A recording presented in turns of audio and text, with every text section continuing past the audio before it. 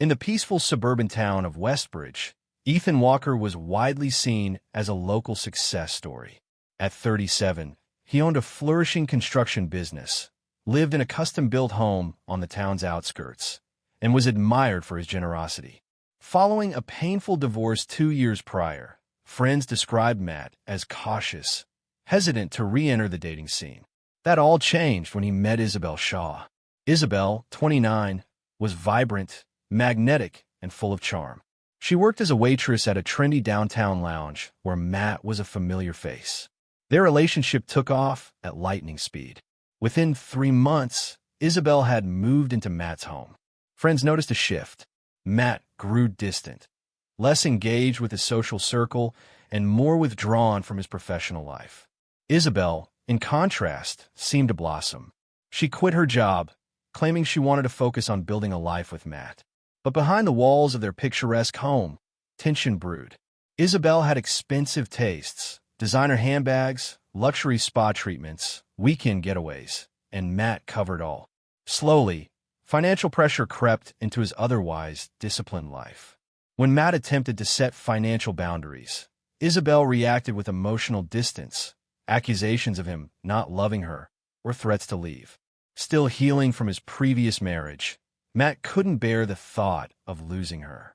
In early December, Isabelle began pressing for an engagement ring, one she had picked out herself, valued at $15,000. Matt confided in his best friend, Jason Reed, sharing that he felt increasingly trapped. Jason, concerned, advised him to slow things down, cautioning that Isabelle's intentions might not be entirely sincere. Matt planned to have a serious conversation with her about finances and expectations after the holidays. He never got the chance. On the night of December 22nd, 2023, paramedics were dispatched to Matt's home. He was discovered lying unconscious on the living room floor, a gunshot wound to the head. Miraculously, he was still alive. Isabelle, frantic and tearful, told first responders that Matt had been cleaning his handgun when it accidentally went off. But something about the scene and Isabelle's demeanor immediately raised red flags. Matt was rushed to Westbridge Regional Hospital, where surgeons performed emergency surgery. The bullet had fractured his skull but narrowly missed vital brain structures. Doctors placed him in a medically induced coma to minimize swelling. Whether he would regain consciousness or what condition he would be in if he did remained unknown. Meanwhile, Westbridge police detectives, led by Detective Rachel Carter, sealed Matt's home as a potential crime scene. From the beginning, the evidence didn't support the narrative of an accident. The gun, a Glock 19, was found several feet away from Matt's body, an unusual placement for a self-inflicted shooting. Blood spatter analysis suggested Matt had been seated when the shot was fired, not handling the weapon. More damning, the gun's safety mechanism had been engaged, meaning it couldn't have gone off without deliberate action. Isabelle was informally questioned at the hospital. She repeated her story. Matt had been drinking and cleaning the gun, which suddenly discharged. Though her voice trembled and she dabbed her eyes with tissues, Detective Carter noted that her sorrow appeared oddly performative.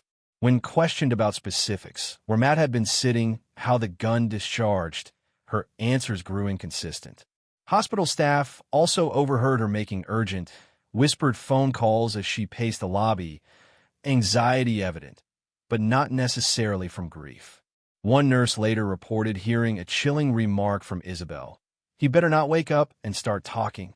The statement was immediately relayed to Detective Rachel Carter, who quietly requested hospital security footage to track Isabelle's movements that night. At the same time, detectives began digging deeper into Isabelle's past. What they uncovered raised even more red flags. Isabelle had a troubling pattern, short-lived relationships with affluent men, many of which ended abruptly amid accusations of financial manipulation. Though no criminal charges had ever been filed, several former partners claimed she had exploited them. In one particularly alarming case, a man had filed a restraining order, stating Isabelle emptied his bank accounts and became threatening when confronted. Investigators moved swiftly, subpoenaing Isabelle's financial records. The initial findings were troubling: multiple high-dollar purchases, including the $15,000 engagement ring she had pressured Matt to buy, and a series of cash withdrawals from Matt's accounts, most of which he likely never approved. Meanwhile, Matt's family had gathered at the hospital, their concern giving way to suspicion. His younger sister, Emily Walker, told detectives that Matt had recently confided in her. He had grown uneasy about his relationship with Isabelle and had planned to end it right after the holidays. It was a decision he had kept to himself. Isabelle had no idea. As Matt remained unconscious in the ICU, the case against Isabelle steadily grew stronger. But without his testimony, charging her with attempted murder was still a major hurdle. Time was of the essence, and Carter knew that if Matt didn't recover soon, critical evidence might never surface. Forensic analysis at the scene revealed further inconsistencies in Isabelle's story. Gunshot residue tests found no traces of powder on Matt's hands, contradicting her claim that he'd been cleaning the weapon. Even more damning, the only fingerprints on the gun's grip were Isabelle's. Hospital surveillance footage added another disturbing layer. In the hours following Matt's admission, Isabelle was captured on camera, pacing in a quiet corner of the waiting room, making a series of frantic phone calls. Lip-reading experts later reviewed the footage and identified two phrases: "He better not wake up," and "You said it would be easy." The identity of the person on the other end remained unknown. Meanwhile, Detective Carter's team continued interviewing Matt's inner circle. Jason Reed, Matt's closest friend, revealed that Matt had become increasingly anxious around Isabelle, especially when he denied her money.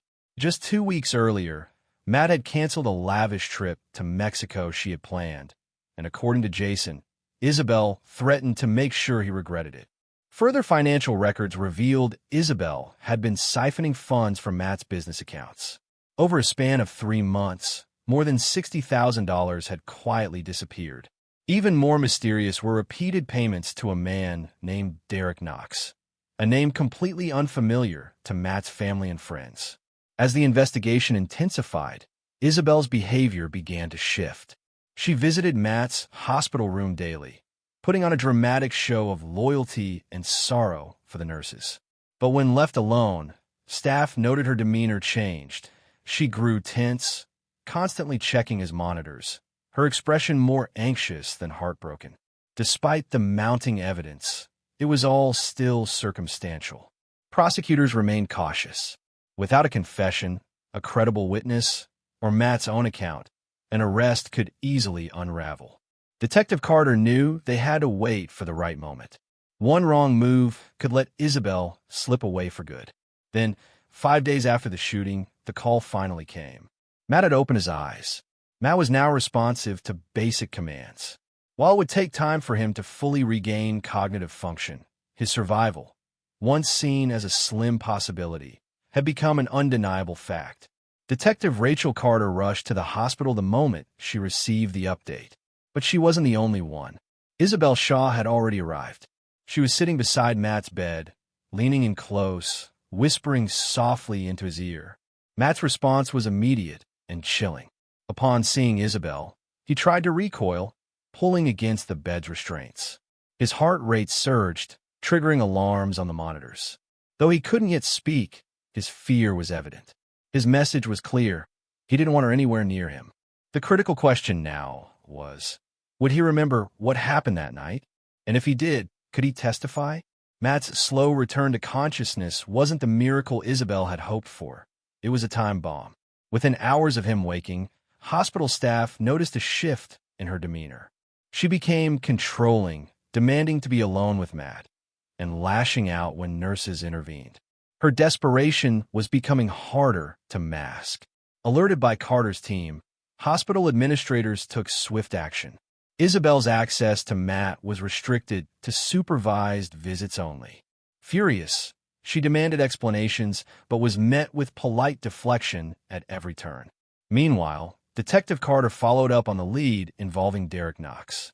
Preliminary searches revealed a troubling past, a string of fraud charges, petty cons, and domestic violence complaints across neighboring counties. When detectives cross-checked Isabelle's social media accounts, Derek's face popped up again and again in photos from several years ago, always labeled as just a friend. That connection deepened when investigators accessed Isabelle's cloud backup under a newly issued warrant. Among the recovered text messages were incriminating conversations between her and Derek.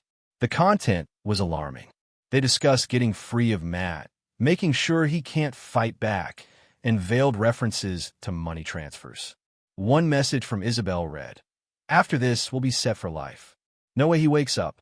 As Matt's condition continued to improve, he was able to squeeze hands in response to yes or no questions. A supervised session was arranged, with a hospital liaison present. In that carefully controlled environment, detectives asked the crucial questions. Did someone else pull the trigger? Matt squeezed. Yes. Was it an accident? No. Those answers were legally admissible and devastating. That evening, Detective Carter filed the formal arrest warrant for Isabelle Shaw on charges of attempted murder and aggravated assault.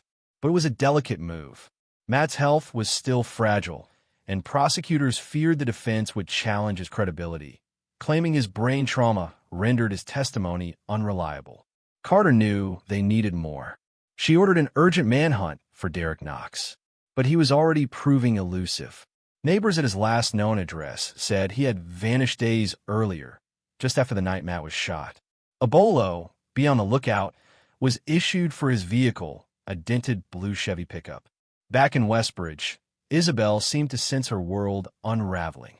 She retained a high-powered defense attorney known for aggressive tactics, dragging cases out, discrediting victims, and twisting facts.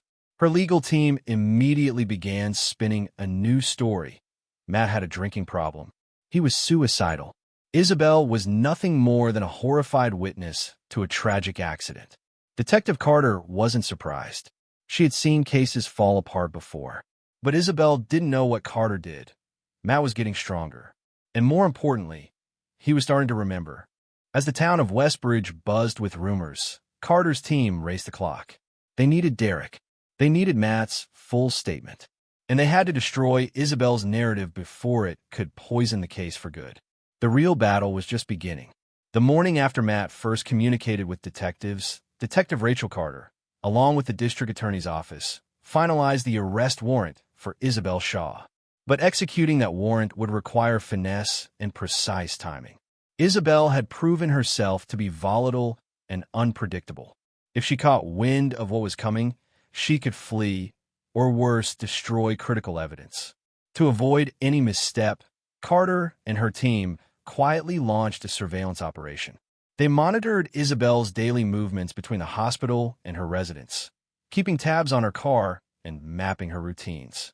For days, they observed silently, waiting for the perfect moment. That moment came on December 30th.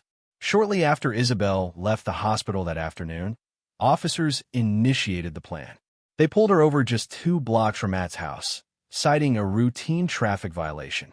At first, Isabelle appeared puzzled, but the instant they mentioned an active warrant for her arrest, her entire demeanor shifted. Her face twisted from confusion to rage. She lashed out, screaming that she was being framed, that she'd sue the department and Matt's family for conspiracy. Despite her protests, she was handcuffed and transported to the Westbridge Police Department. There, she was booked and held without bond, awaiting arraignment. News of her arrest rippled through the quiet town of Westbridge, shocking a community that had once admired her poise and charisma. Meanwhile, Matt's recovery continued steadily. Intensive speech and physical therapy helped him form words, short, halting, but coherent. His clarity of mind was unmistakable. He repeatedly asked if Isabelle was gone, and once reassured, he began sharing fragments of that fateful night. He recalled a heated argument. Isabelle was furious after he told her she'd need to move out after the new year. She accused him of ruining her life. He turned away. Then came the deafening crack of the gunshot.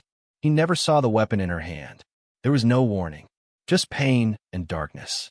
Though his memories were fragmented, they aligned with the forensic evidence collected. The trajectory of the bullet, the absence of gunpowder residue on his hands, and the angle at which he was shot. It was a powerful piece of the puzzle, one that painted a chilling picture. As Isabelle sat behind bars, another lead finally broke. Derek Knox's abandoned blue Chevy pickup was discovered at a highway rest stop 50 miles away, its license plate stripped. Surveillance footage confirmed what detectives feared. Derek had boarded a Greyhound bus headed toward Louisiana. An interstate manhunt was launched. Though worried that he might vanish for good, detectives also knew something else. Derek was impulsive and easily tempted by money. If they could leak just the right information, hint that Isabelle might be cutting a deal without him, they could lure him back into the open. Back in Westbridge, Isabelle's legal team was already mounting a defense. Her attorney, Gregory Shields, filed motions to suppress the hospital surveillance footage and Matt's early communications. He argued that Matt's brain injury rendered him an unreliable witness. Prosecutors pushed back hard. Medical experts testified that Matt's mental capacity was intact and continuing to improve. Still, the pressure was intensifying. The preliminary hearing, scheduled for January 5th, loomed large. If Shields could convince the judge to dismiss key pieces of evidence, the entire case could unravel before it ever reached a jury. Detective Carter braced herself for a brutal courtroom showdown. Isabelle wasn't just fighting to avoid prison. She was fighting for her life. And Carter knew she wouldn't go down without a fight. In preparation, Carter and District Attorney Liam Caldwell meticulously crafted a strategy. They would focus on irrefutable physical evidence, the blood spatter patterns, the location of the gun, and the lack of residue on Matt's hands. Matt's early yes-no responses would be used sparingly, to bolster, not anchor, their argument. Meanwhile, Shields began feeding selective leaks to the media, suggesting Matt had been depressed, financially unstable, and mentally fragile. Anonymous sources spoke of erratic behavior in the weeks leading up to the shooting. The battle lines had been drawn, and the war for justice was about to begin. Old photos from Matt's social media began resurfacing online. Images of him drinking with friends, laughing at bars, or caught in carefree moments. Quietly circulated by anonymous sources, they were used to paint a picture of a reckless, unstable man. It was a cruel tactic, one that left Matt's family furious. But Detective Carter urged them to remain silent. "Let them underestimate him," she said calmly. "We'll bury them with facts in court." While the media tried to reshape public perception, the hunt for Derek Knox escalated. Detectives traced a trail of financial breadcrumbs leading to a motel just outside Baton Rouge, Louisiana. The room had been booked under a fake name. Local law enforcement was dispatched immediately. But when they arrived, the room was already vacated. Its only contents were a few cigarette butts and a disposable burner phone left behind on the nightstand. Frustrated but undeterred, Carter and her team pivoted. They planted a story with the media. Isabelle Shaw, it claimed, was in talks for a plea deal, one that pinned the entire plot on Derek. It was a calculated risk, but it had one goal: spook Derek into resurfacing. And 2 days later, it worked. Derek, clearly agitated, called Isabelle's attorney's office demanding to know whether she was turning on him. The call, made from a pay phone outside a remote gas station in Mississippi, was traced within minutes. U.S. Marshals closed in, and after a brief chase along back roads, Derek Knox was arrested and taken into custody. At first, Derek played tough, denying everything, acting indifferent. But once confronted with damning text messages, hotel receipts, and the looming threat of being charged with attempted murder alone, his confidence crumbled. He confessed. Isabelle, he admitted, had promised him a share of Matt's money once he was out of the picture. Though Derek maintained he wasn't present during the shooting, even partial cooperation was a breakthrough. His signed statement could be the key to sealing Isabelle's fate. The preliminary hearing opened to a packed courtroom. Isabelle, dressed flawlessly in a cream-colored suit and pearls, sat stiffly beside her defense attorney, Gregory Shields. Matt, still physically weakened, entered supported by his sister Emily. As he walked in, the courtroom fell into a heavy silence. Detective Carter was the first to testify. She laid out the forensic evidence with precision: gunshot residue results, blood spatter analysis, and the position of the weapon. Then came the carefully presented evidence of Matt's early communication, corroborated with physical findings. Finally, Derek's signed confession was introduced, detailing Isabelle's financial motives and her premeditated plan. Despite Shields' relentless cross-examination, highlighting Matt's medical condition and casting doubt on Derek's credibility, the prosecution's case held strong. Judge Alan Pierce, known for his stern courtroom demeanor, reviewed the evidence and ruled without hesitation. There was more than enough cause to proceed to trial. For the first time, Isabelle's mask slipped. As she was escorted out of the courtroom, she turned to Matt, eyes burning with hatred. But Matt stood his ground, expression steady. The real war was only beginning. Isabelle's incarceration at Westbridge County Jail did nothing to dull her manipulative nature. In fact, it sharpened it.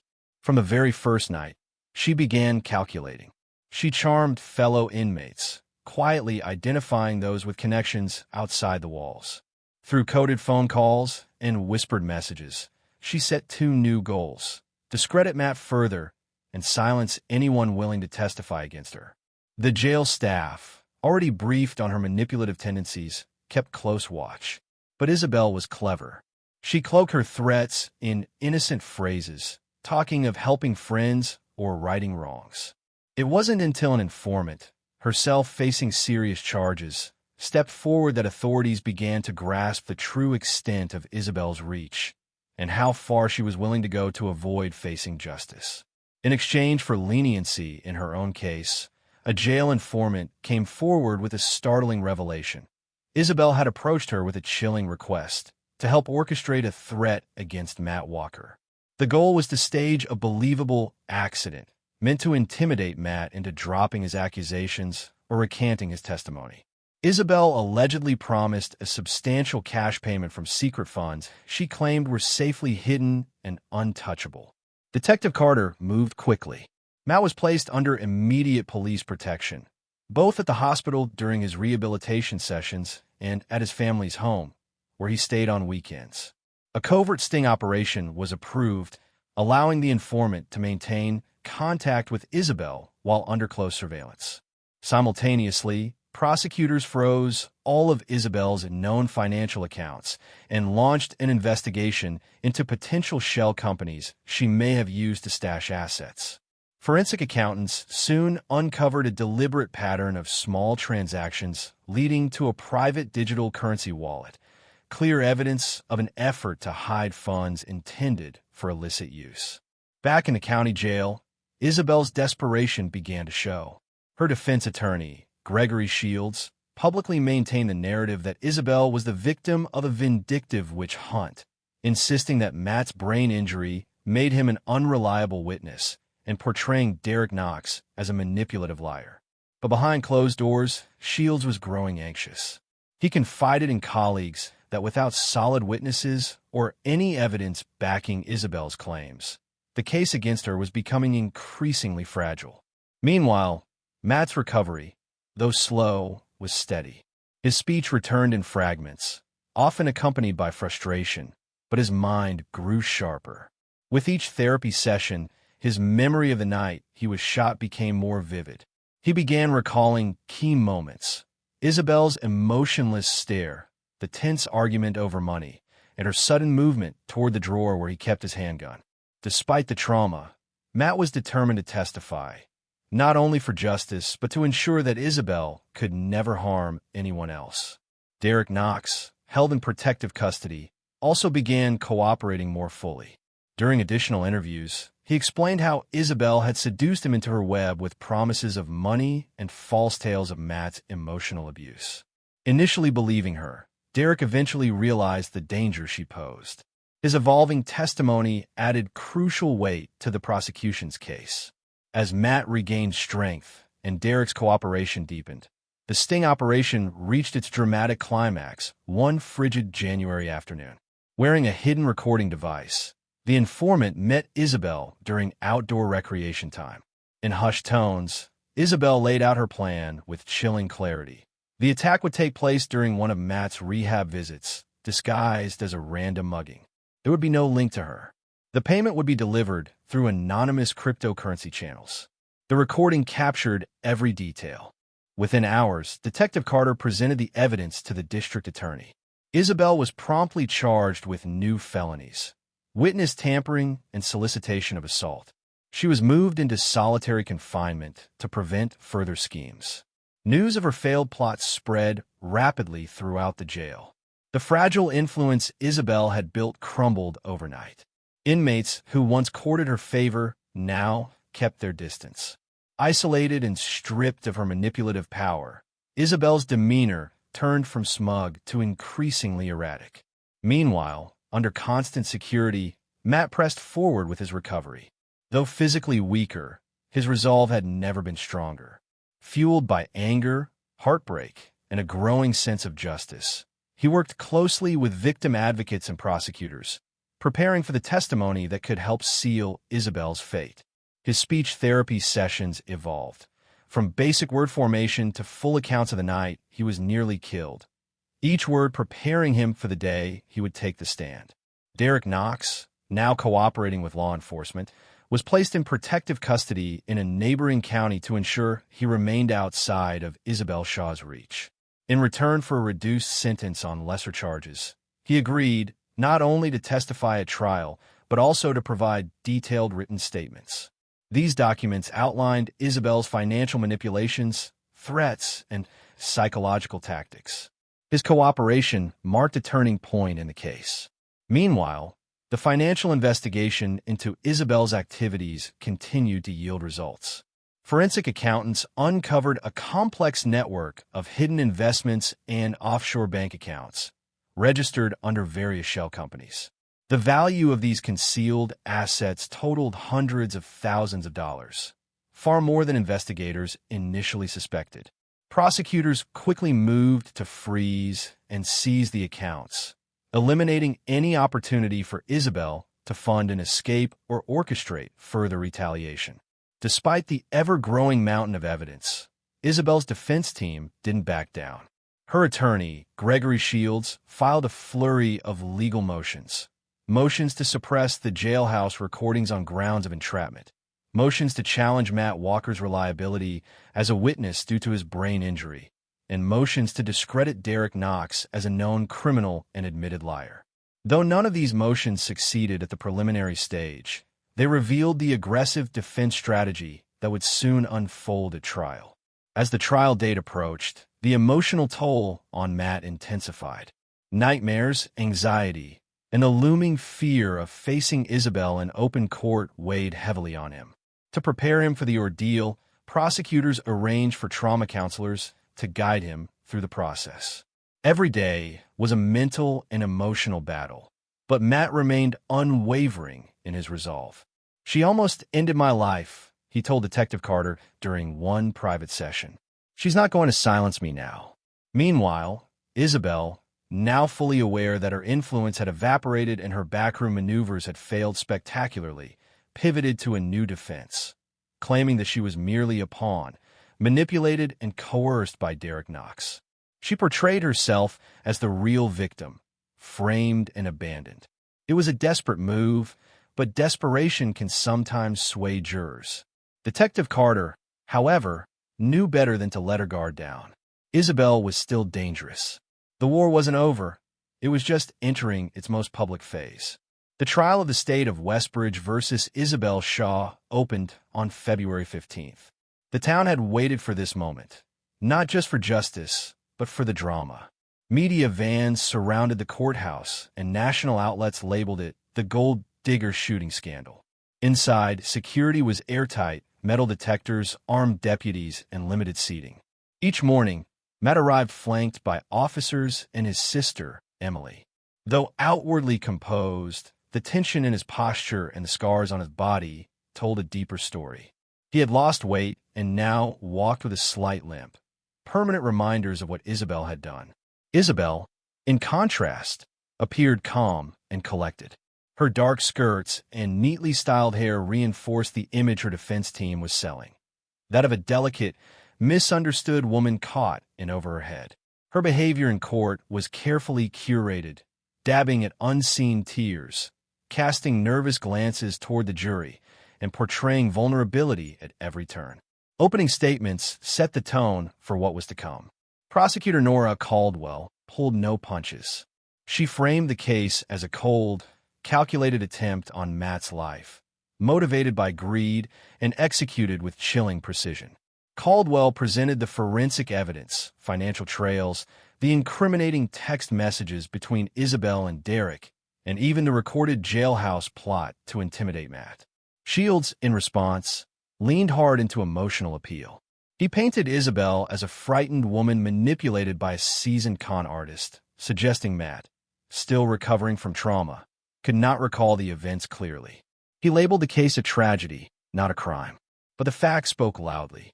Forensic experts took the stand, explaining how the blood spatter, gun positioning, and lack of gunshot residue on Matt's hands made it impossible for the wound to be self-inflicted. Medical testimony on the bullet's angle further dismantled Isabelle's claim of an accidental discharge. And so, the courtroom drama unfolded, truth pitted against deception, with Matt's voice finally being heard. Then came the moment everyone had been waiting for, Derek Knox's testimony. Under oath, Derek didn't shy away from his past. He admitted to his criminal record and prior mistakes. But when it came to Isabelle's plan, he spoke with a careful, unflinching candor. He painted her as the architect of the scheme, the one who first floated the idea of getting rid of Matt once she had full financial access to his assets. Derek confessed that he was tempted by the promise of quick, easy money and admitted to his own foolishness. But he was adamant. He had pulled back before any violence took place. Cross-examination, however, was brutal. Defense attorney Gregory Shields attacked Derek's credibility with ruthless precision. He dragged Derek's past into the spotlight, highlighting every arrest, every bad decision, and hammered home the fact that Derek had struck a deal for a lighter sentence. Shields painted him as a self-serving criminal, deflecting blame onto Isabelle to save his own skin. Derek stayed composed for the most part, but slight cracks in his demeanor gave Shields just enough material to sow uncertainty. It wasn't enough to dismantle the testimony, but it planted seeds of doubt among the jurors. Then it was time for the most anticipated moment of the trial, the testimony of Matt Walker himself. As he prepared to take the stand, Matt closed his eyes, drew in a deep breath, and steadied his nerves. His sister, Emily, gave his hand a reassuring squeeze before letting go. Every eye in the courtroom followed as Matt, visibly thinner and moving slowly but deliberately, made his way to the witness stand. He was about to confront the woman who had tried to end his life. And at last, the jury would hear his story in his own words. The room fell into a heavy silence as Matt took the stand. His movements were careful, his injuries still evident, a tremor in his right hand, a scar along his temple, a slight hesitation before every step. But despite the physical reminders of the trauma he had endured, his presence was strong. His eyes never strayed toward Isabelle. They remained fixed on the prosecutor. Nora Caldwell began her questioning gently, guiding Matt through memories of life before Isabelle. He spoke slowly at first, detailing the years of hard work he had poured into his construction business, the quiet dreams he had built for the future. Then came Isabelle, a whirlwind who seemed like a gift he hadn't dared question. The jurors leaned in as Matt recounted how things changed. He spoke of the luxury items Isabelle insisted on, her growing demands, and how her charm morphed into manipulation. He described the moment he decided to end the relationship and the explosive argument that followed. "She told me if I threw her away, she'd make sure I regretted it," Matt said, his voice hoarse but steady. "I didn't realize how much she meant it." The courtroom hung on every word as Matt described the night of the shooting. "She was furious, screaming that I'd ruined everything. I told her it was over and turned my back. I never saw it coming." He paused, eyes closed. There was this sound so loud, then pain, and everything started spinning. I looked up and saw her standing over me. Caldwell connected Matt's account with forensic evidence. The seated angle of the bullet wound, the lack of gunpowder residue on his hands, the trajectory of the shot. It all lined up. Then came the cross-examination. Gregory Shields stood with the hunger of a predator. He paced in front of the jury box, voice sharp. "Mr. Walker, you suffered a severe traumatic brain injury, correct?" "Yes," Matt answered. And you were placed in a medically induced coma for weeks, weren't you? Yes. Isn't it true that such injuries often cause memory loss, confusion, even hallucinations? Matt gripped the edge of the witness box, but remained calm, ready for whatever came next. I know what I remember, Matt said quietly, his voice steady despite the pressure. Shields seized the moment. But can you be absolutely certain? Beyond any doubt? After suffering a traumatic brain injury, Prosecutor Nora Caldwell immediately objected, and the judge sustained it. Shields rephrased the question, but didn't ease up. He suggested Matt's recollection could have been shaped by conversations with detectives, family members, or during therapy, casting a shadow over Matt's memory. It was a relentless line of questioning. But Matt remained composed. He didn't snap, didn't speculate, didn't fall into emotional traps. His answers were measured, consistent, exactly as Caldwell had prepared him. When Shields pivoted, trying to insinuate that Matt had been financially unstable after his divorce, and perhaps suicidal, Matt calmly countered. He referenced his business's healthy profits and pointed to financial records already entered into evidence that showed steady growth. The cross-examination lasted nearly 2 hours. By the end, Matt looked drained, his voice hoarse, his hands trembling slightly. But his resolve never faltered. He stepped down from the stand slowly, with dignity. From the prosecution's perspective, Matt's testimony wasn't flawless. No one with a traumatic brain injury could offer absolute certainty. But his words were heartfelt, grounded, and supported by physical evidence. His testimony painted a human portrait, flawed, yes, but brutally honest and compelling. Across the courtroom, Isabelle sat at the defense table, her face unreadable. She showed no sign of remorse, no hint of regret, just cold detachment. But something in the air had shifted. The jury had seen the real impact of her actions, and the quiet strength Matt displayed had pierced through whatever narrative she was trying to sell. Prosecutor Caldwell moved quickly to solidify the momentum. She called in a series of forensic experts, each one translating Matt's trauma into cold, hard science.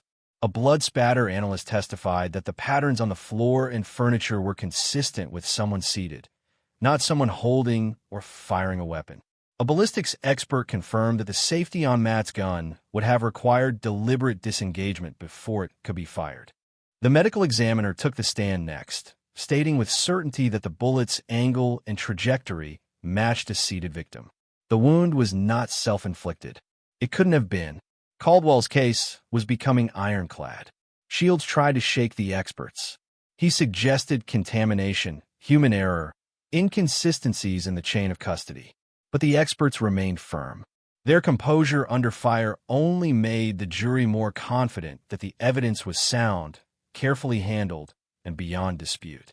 Then came the financial revelations.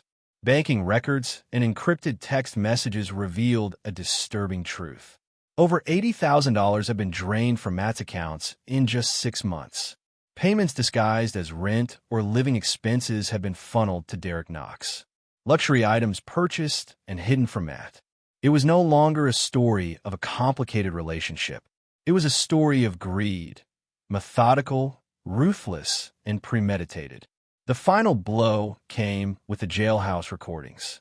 Jurors listened, wide-eyed, as Isabelle's own voice played through the speakers, calm, composed, and chilling, as she orchestrated a plan to have Matt disappear during his recovery. Whatever shred of sympathy she'd managed to preserve shattered in seconds. In a risky move, Shields put Isabelle on the stand. The room fell silent. She opened with tears, claimed fear, claimed she was trapped in a toxic relationship, claimed Derek had coerced her into everything. But the jury had already heard enough and seen the woman behind a mask. Isabelle Shaw took the stand with trembling hands and a trembling voice, portraying herself as naive, confused, and simply a woman who wanted to be loved. For the first few minutes, it worked. There was a raw vulnerability in her tone, and the appearance of fragility made some jurors shift uncomfortably in their seats. But it didn't last. Under cross-examination by prosecutor Nora Caldwell, the facade began to fracture. Caldwell's approach was calm, almost disarmingly kind, as she guided Isabelle through the glaring inconsistencies in her testimony. Timelines no longer matched. Isabelle contradicted statements she had previously sworn to. When asked why her fingerprints were found on the gun while Matt's were not, she had no answer. She struggled to explain the nearly 30-minute delay before she called for help after the shooting. Then came Caldwell's final blow. She calmly played the sting recording, Isabelle's own voice plotting an attack on Matt after he had miraculously survived.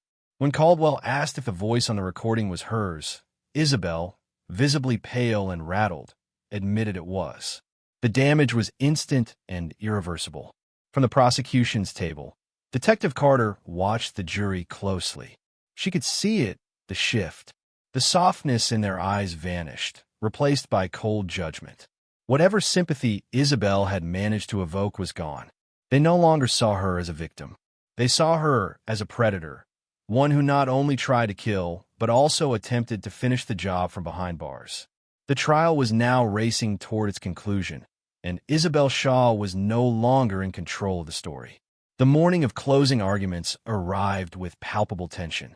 Inside the courthouse, every seat was filled. Spectators leaned forward in silence. Outside, reporters jockeyed for space, broadcasting updates to a public glued to the unfolding drama. The courtroom buzzed with an electric anticipation. The jury entered with solemn expressions. They had endured weeks of grueling testimony, emotional strain, and complex evidence. Now, they would hear the final arguments, the last attempt to sway their verdict. Prosecutor Leem Caldwell rose first. Her delivery was calm, direct, and unshakable. She didn't lean into theatrics. Instead, she walked the jury through the evidence with surgical precision, reminding them of what they had already seen and heard. The forensic facts, the trajectory of the bullet, the absence of gunpowder residue on Matt's hands, and the angle of the wound. Matt Walker did not shoot himself, she stated plainly. He was shot by someone he trusted, someone who saw him not as a person, but as a payout. She detailed the financial exploitation, the luxury purchases hidden from Matt, the drained bank accounts. Then she replayed Isabelle's recorded jailhouse plan, the voice of a woman plotting a second attack, calm and composed. Caldwell ended with quiet force. This wasn't a crime of passion. It was a crime of greed, betrayal, and intent. Then came Gregory Shields. He approached the jury like a man trying to salvage something from the ashes. His tone was pleading. He once again painted Isabelle as a woman overwhelmed and manipulated by Derek Knox. He urged the jury to see a tragedy, not crime. He leaned heavily into Matt's brain injury, questioning the reliability of his memory, and hammered Derek's criminal past to suggest reasonable doubt. This case isn't black and white, Shields argued. It's human, and humans are messy. Mistakes were made, yes, but that doesn't make Isabelle guilty. But the desperation in his voice betrayed his confidence. The once forceful defense now felt like echoes in a room that had already decided.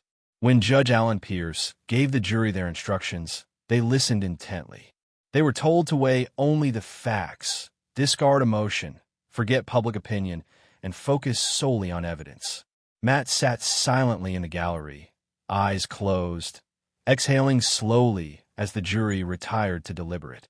Outside, the media storm erupted again. Pundits predicted a swift decision. Public opinion had turned decisively against Isabelle. But inside the courtroom, hope was tempered with caution. Juries, after all, were always unpredictable. All anyone could do now was wait. Detective Carter maintained heightened security measures, ensuring both Matt Walker and Derek Knox remained under constant protection. Inside the courthouse, the prosecution team worked in quiet, controlled tension, fine-tuning potential sentencing arguments in case of a conviction. At the defense table, Isabelle Shaw sat rigid, her posture stiff, hands clenched tightly together. The carefully crafted image of a misunderstood victim had vanished. What remained was something far colder, something that sent an unspoken chill through even the most seasoned courtroom veterans. Now, 12 strangers held the power to determine her fate, and to decide whether Matt's long and painful fight for justice had truly been worth it. The courthouse remained unnervingly quiet as the jury began deliberations. Hours passed, then a full day, then another. Inside the small, private war room designated for the prosecution, emotions ran the gamut from guarded optimism to creeping dread. Prosecutor Nora Caldwell, experienced and battle-tested, knew too well the implications of prolonged deliberations. It could mean jurors were working methodically through each detail, or it could mean the dissent was splintering their unity. Meanwhile, Matt waited in seclusion, surrounded by trauma counselors and victim advocates, and shielded by law enforcement. He remained in a secure location just a few miles away. His sister Emily stayed close, never leaving his side. A therapy dog, arranged by the department, provided moments of quiet comfort. Matt refused to watch the news. He declined interviews. All his energy was focused on enduring the soul-crushing weight. Detective Carter kept vigilant watch. Rumors had begun circulating online. Whispers that a fringe group of Isabelle supporters were planning demonstrations if the verdict didn't go her way. Extra officers were placed on alert, ready to control any unrest. Inside her jail cell, Isabelle remained eerily calm. She filed complaints about the food, the lack of television, even the absence of certain beauty products. Her demands felt petty, almost delusional, wildly disconnected from the gravity of her situation. Jail staff observed that she behaved as though release was inevitable, as though the verdict would simply bend to her will. Then, on the third day, a message came. The jury had reached a decision.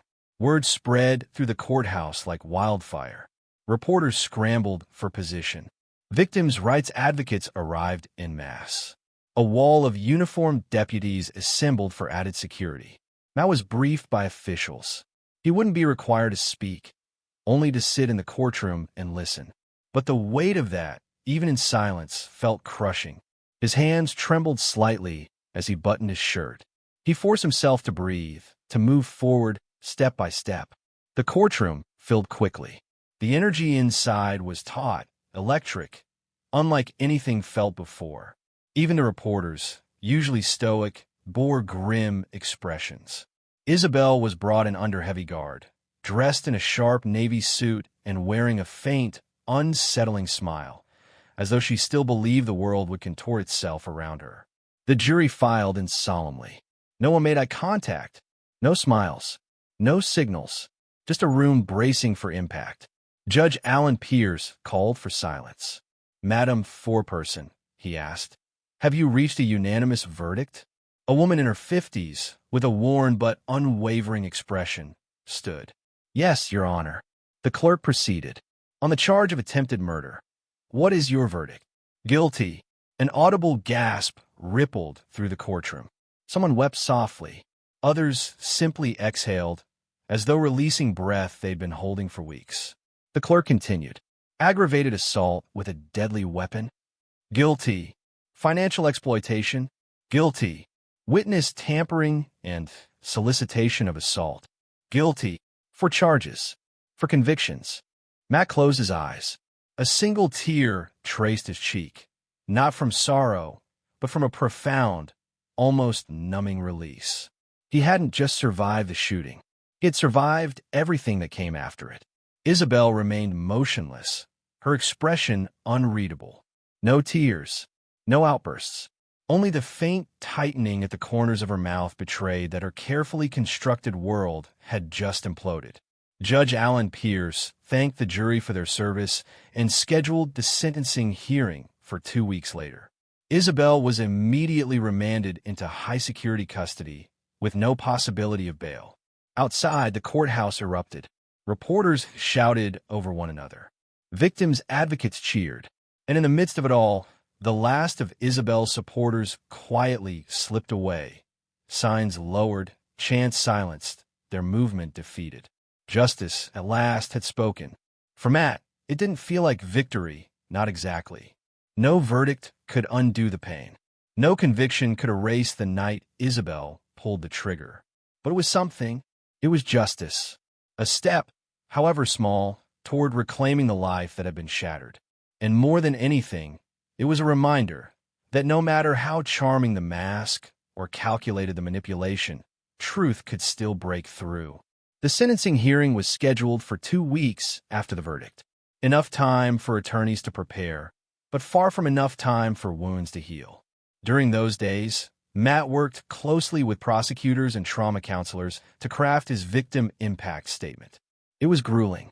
Each sentence dragged him back into the nightmare, the betrayal, the pain, the hollow devastation. But he was determined to speak. He needed to.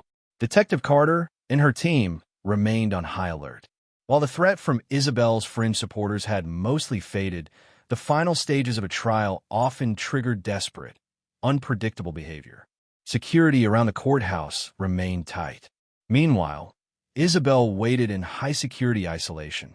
She filed several last-minute motions through her attorney, alleging procedural missteps, media bias, even requesting a new trial. Judge Alan Pierce reviewed and denied each one swiftly, without hesitation. The time for games had ended. When the day of sentencing arrived, the courtroom was packed once more. But the atmosphere had changed. Gone was the media frenzy. In its place was a heavy, solemn air. Everyone present knew they were witnessing the final chapter in a long and painful story. Isabelle was led in, shackled at the wrists and ankles. Gone was the polished woman who had once dazzled Matt with charm and poise. She looked smaller now, gaunt, pale, hands trembling. Yet, in her eyes, a flicker of defiance still lingered. Matt took the stand one final time, not as a victim, but as a survivor. He unfolded a single sheet of paper and looked directly at Isabelle. His voice, though hoarse, rang out with powerful clarity. "You didn't just try to kill me," he began. "You tried to erase me. You tried to steal my future, my family, my name, and turn it into a stepping stone for your own greed."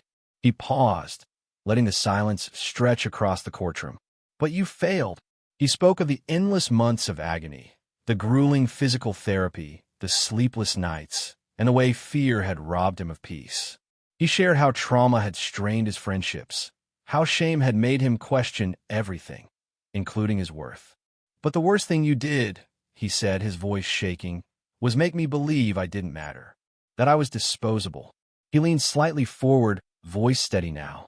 "But I'm not disposable. I'm not broken. I'm still here. And today, I get to watch the door close on you." When he stepped down, the courtroom was completely silent. Even Judge Alan Pierce appeared visibly moved. The prosecution recommended the maximum sentence, 65 years, with no possibility of parole for at least 40. They emphasized the calculated nature of the crime, the financial motive, the coldness, the lack of remorse, and the continued plotting, even from behind bars. Shields made one last attempt at leniency, portraying Isabelle as mentally unwell and easily manipulated. But it rang hollow.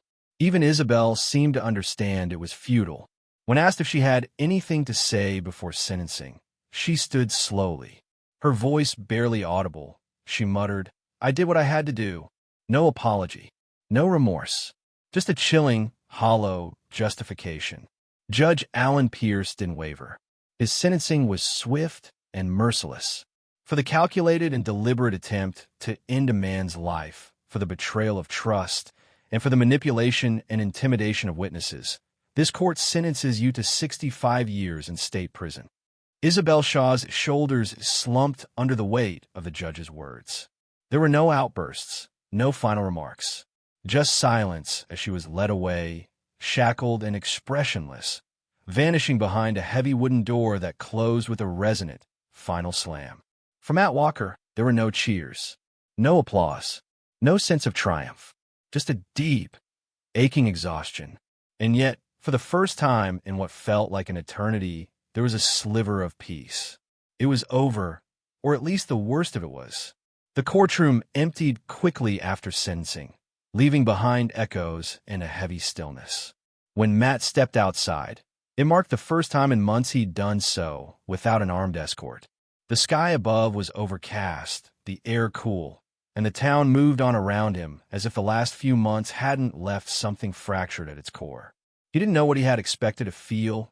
Relief, maybe. Vindication. But instead, there was a strange hollowness, a quiet ache in a space where something had been cut away. Justice had come, yes, but justice couldn't erase scars. It couldn't erase memories. The district attorney's office quickly stepped in, offering Matt a range of victim support services, trauma counseling, financial guidance, and short-term private security, just in case anyone connected to Isabelle harbored thoughts of retaliation. No credible threats had surfaced, but no one was taking chances. Public interest in the case remained intense. Matt's name, once limited to small business circles, now appeared in national headlines. Media outlets flooded him with interview requests, most of which he declined. He had no interest in reliving his trauma for a camera. Instead, he focused on rebuilding one step at a time. He sold a house where it had happened. The walls held too many memories, the shadows too many ghosts. He moved to a quieter part of the county, closer to his sister, Emily, settling into a modest single-story home that felt safe, if not yet like home. His physical recovery continued slowly. Twice-weekly therapy sessions helped restore movement and strength. The doctors were honest. Some damage was permanent. The tremor in his left hand. The occasional wave of dizziness. A body forever marked by someone else's greed. But it was the emotional wounds that proved hardest to mend. Sleep was elusive. Trust even more so. Some nights, Matt would wake gasping, Isabelle's voice echoing in his mind, though she was locked away miles and miles from him.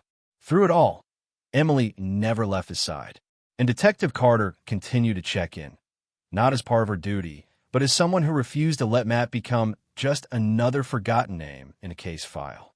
At the state prison, Isabelle faced a different reality. Within weeks, reports surfaced of conflicts with other inmates. Her air of entitlement had earned her no favors. She filed an appeal, claiming legal errors and media bias, but the court dismissed it quickly, citing a lack of merit. There were murmurs that Isabelle continued to spin stories behind bars, telling anyone who would listen that she had been framed, misunderstood, betrayed. But beyond those prison walls, the world had moved on. Her narrative no longer held power. The truth had been exposed. In the spring, Matt planted a small tree in the front yard of his new home. It was a symbol of growth, of resilience, of something that might one day offer shade and shelter. And when the wind stirred through its young branches, Matt didn't flinch. The journey ahead was still long and uncertain. But for the first time in years, the road stretched forward, and he intended to walk it, scars and all. Spring turned to summer quietly, and for the first time in a long while, Matt Walker felt the rhythm of ordinary days beginning to return. He kept things simple. Mornings began early for Matt now, tending the small garden he had planted with Emily's help. Afternoons were spent at physical therapy or volunteering at a local animal shelter. The routine was simple but grounding, giving his hands and his mind something steady to hold on to. The media attention faded, as it always does. New stories emerged to replace the old. Isabelle's name slipped quietly from trending lists. Her face stopped appearing on television screens. Eventually, she became what she had feared most, forgotten. The state completed the official archiving of the case. Court transcripts, evidence files, and sentencing documents were stored away. Not erased, not glorified, but cataloged as part of the record. A closed chapter in the history of a small town. Detective Carter paid Matt one final visit, not in uniform, but as a friend. She handed him a copy of the case report, neatly bound and heavier than it looked. "You don't have to read it," she said gently. "You lived it." Matt took the report, placed it on a high shelf, out of view. He wasn't ready. Maybe he never would be. Isabelle Shaw remained in state custody. Reports from inside indicated that the control she once wielded had vanished in the prison's harsh, unforgiving hierarchy. Her manipulations no longer worked. She had become just another inmate, her story reduced to a cautionary tale whispered in the corridors. Her legal options dwindled quickly. No appeals gained traction. No retrials. No last-minute salvation. Freedom was a concept she would never truly know again. As part of his recovery, Matt received an invitation from a victims' rights group. They asked him to speak, not on camera or for publicity, but quietly, to small groups of survivors fighting their own battles. At first, he declined. The idea of revisiting his trauma felt unbearable. But one evening, standing beneath the shade of the tree he'd planted months earlier, Matt changed his mind. Maybe telling his story wasn't about reliving the pain. Maybe it was about proving that healing was possible. Weeks later, he stood before a room of strangers, not to preach about strength or triumph, but to talk about fear, about shame, about nights when breathing felt like a burden and mornings when finding a reason to get out of bed took everything he had. He told them the truth. Healing isn't linear. It's messy. It's painful. And it takes more courage than anyone expects. When he finished, the room was silent. But Matt felt something shift deep inside. It wasn't closure. It wasn't victory. It was something better. Ownership. His story no longer belonged to Isabelle, the court, or the media. It was his. And as he walked back to his car that night, Matt Walker understood that life would never return to what it had once been, but it could still be good. Maybe even better than he had once believed. And this time, whatever he built, he would build for himself. Brick by brick, scar by scar.